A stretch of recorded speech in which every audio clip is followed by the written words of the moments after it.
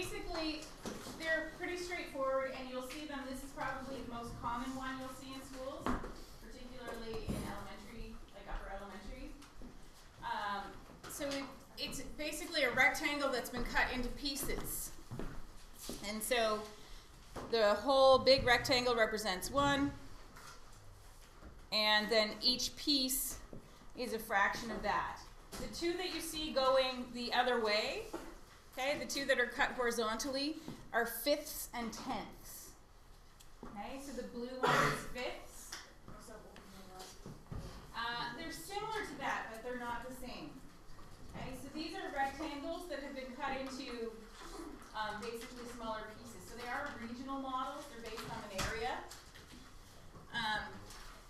But in order to get the fifths and tenths to work, because they're not, you can't take fifths and make fourths and things like that with them. So they cut those the other way for some reason, which creates problems because you can't then use the fifths and tenths with any of the other pieces.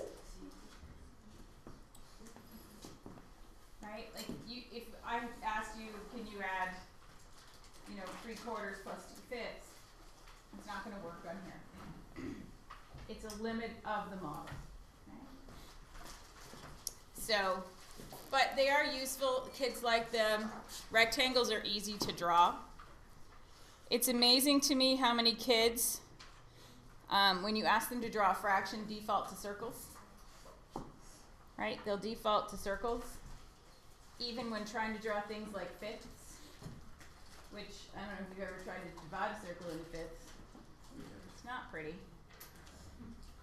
And when kids are trying to show, there's an interesting question on the prime assessments that we were doing with kids, where it says it says 2/10 is less than 2/5. Why? Most of the kids say it's not. The question is wrong.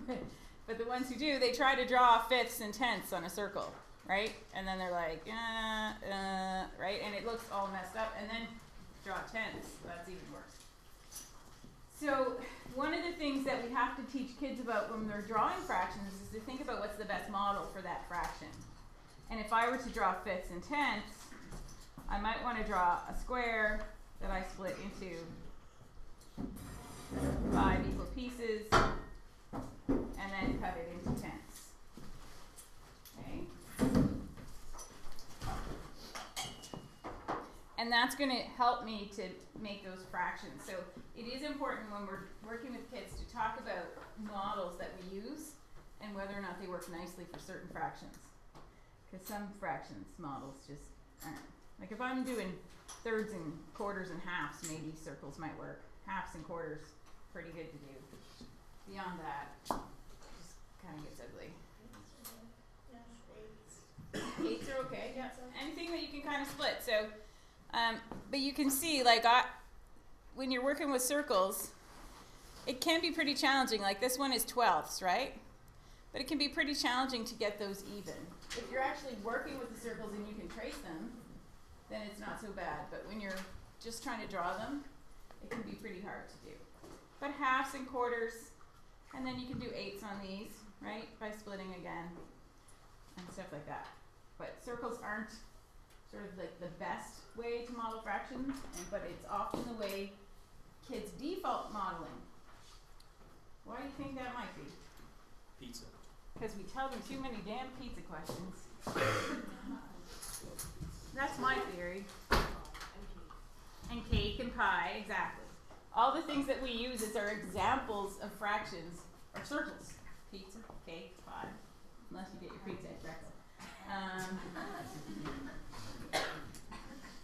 So it is important to use then examples like I had a square cake and I cut it into equal pieces. Or a party pizza from Greco, exactly.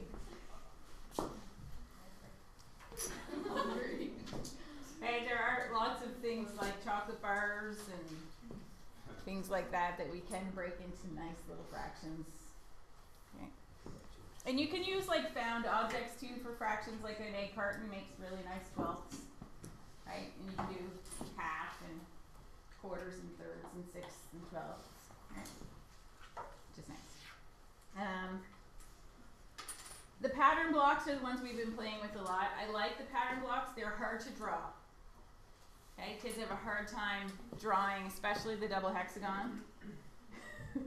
So, you know, they can make a sketch as long as they've built it right, or you can get them ones that they can. Sometimes I'll give them, like, on the sheet a little template like this one.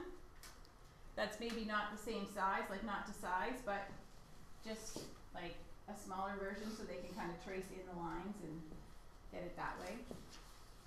Okay. So all of those things are going to help them. We do want them modeling, so fraction blocks are pretty popular.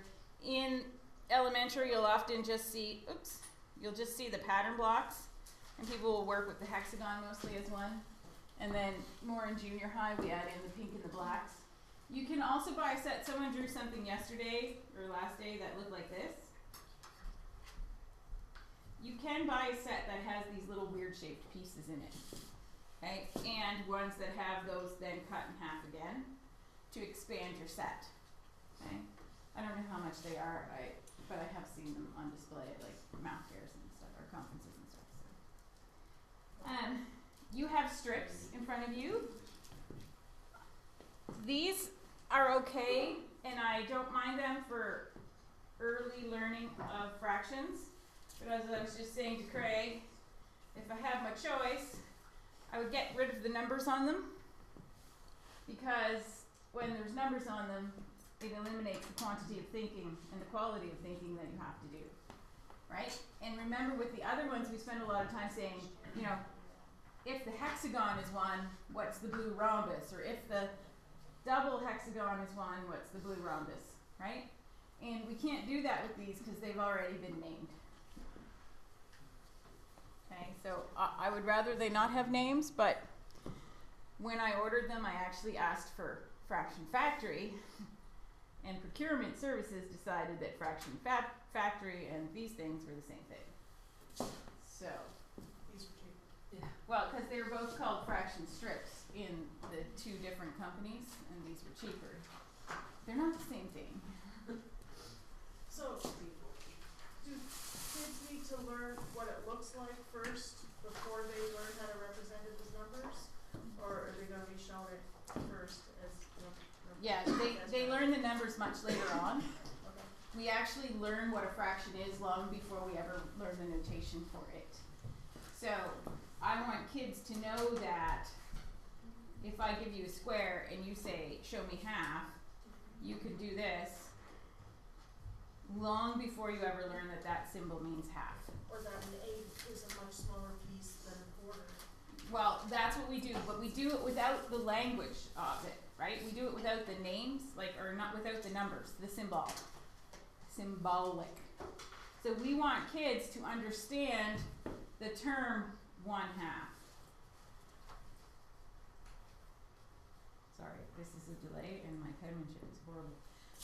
So we want them to know how to take a square and show me half in different ways. Like I could cut it this way, right? Or I could have cut it a length that way, or I could have done something strange and interesting, and there's all kinds of neat ways to cut a half, right? I could do this. Say that's half, because these 2 pieces would go together to make one that looks like that, right? And then we want them to cut it into thirds, knowing that that means it's 3 equal pieces, but we're really talking about the word thirds, right? Not the symbol. And we want them to then recognize that, well, you know, thirds are smaller than halves because I cut it into more pieces, so each piece is smaller. And we do a lot of that work. We'll be doing that in grade 3 in the new curriculum. There will be no fractions until grade 3, and all we'll do with fractions in grade 3 is learn how to build and model them and talk about them in different ways. Okay? So we give them all this language. We want them to know, oh, well, if I show you this picture, I can say that 2/4 or 2/4 is shaded, right? And I want them to be able to tell me that long before I ever say, you know, we record that this way. Okay? which is why I have a problem with these. Right? Because they have the symbols already on them. Yep. But wouldn't you be making them memorize more if you give them this without the numbers? Because then they'd have to memorize what each color is. No, I want them to know that if I put them together, if I need two of them to put together, then they're called half because I need two to make one. Yeah, but wouldn't it help them to like solidify that if they had the numbers on them, like the markings on them? I don't think so. Because all you're doing is you're showing them, okay, that's a third, so that one of these orange ones represents a 1/3, right? Right, but I don't want them to think it represents 1/3 because it says so. I want them to think it represents 1/3 because I need 3 of them to make the whole. And it's only 1/3 because I'm calling red 1. Because if I called something else 1, like if I called the half piece, if I called that 1 instead, then that one's no longer 1/3. Right? So I want them to understand the concept that the number name comes from the piece of the whole that it represents. Right? Which is a bit of an issue because they kind of get bogged down in, well, but it says it's a third.